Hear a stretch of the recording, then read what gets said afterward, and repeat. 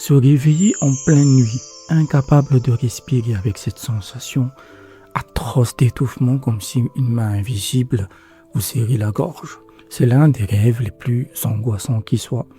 Le corps tout entier lutte pour une bouffée d'air. Et quand on ouvre les yeux, le cœur tambourine encore dans la poitrine et parfois vous avez encore littéralement une sensation physique de l'étouffement.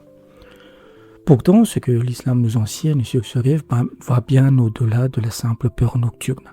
L'étouffement en rêve, c'est le symbole d'un fardeau. C'est un poids qu'on porte consciemment ou non. Et selon les détails, ce rêve peut être un avertissement sévère ou la promesse d'une restauration divine.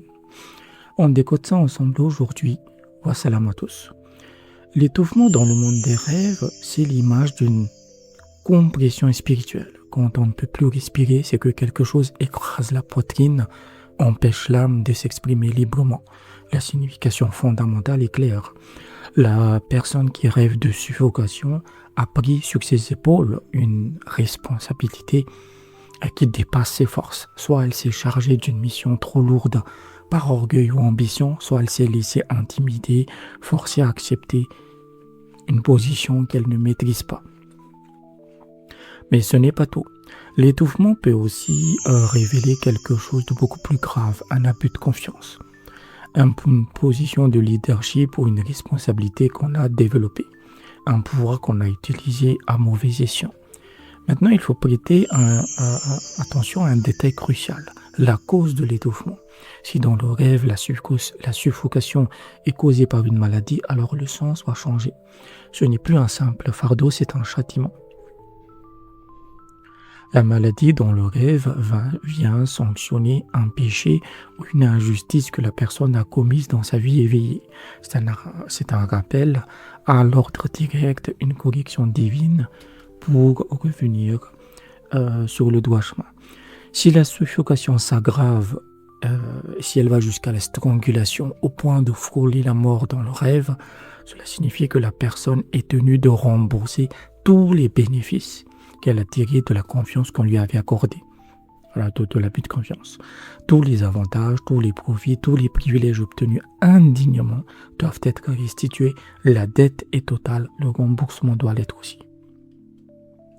Et si la personne meurt dans son rêve à cause de cette suffocation, c'est la défaite. C'est la perte de la bataille face à celui à qui elle doit des comptes. Et la conséquence, c'est la pauvreté, la ruine. Celui qui détenait l'autorité perdra tout. Mais, et c'est peut-être la partie la plus belle de cette interprétation, si la personne meurt dans le rêve et qu'elle revient à la vie, c'est la promesse d'Allah. Le Tout-Puissant va la rétablir dans sa position après une épreuve écrasante. Non seulement elle retrouvera sa place, mais elle pourrait même reprendre le dessus et traduire ses adversaires en justice. L'épreuve n'était pas une fin, mais une purification. Vous aviez besoin de passer cette étape pour tout nettoyer. Pour illustrer cela, prenons l'exemple de Faisal. Un homme respecté dans sa communauté, on lui avait confié la gestion des fonds d'une association caritative locale.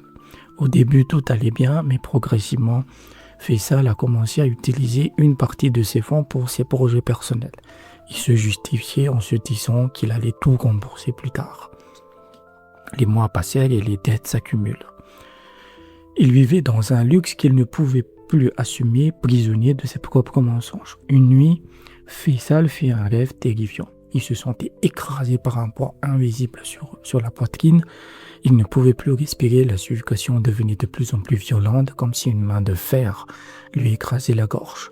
Il sentait qu'il allait mourir, et en effet, dans le rêve, il est mort. Mais quelques instants plus tard, il rouvrit les yeux vivant et avec une sensation de légèreté incroyable. Quand il me contacta pour interpréter ce rêve, le sens était assez limpide.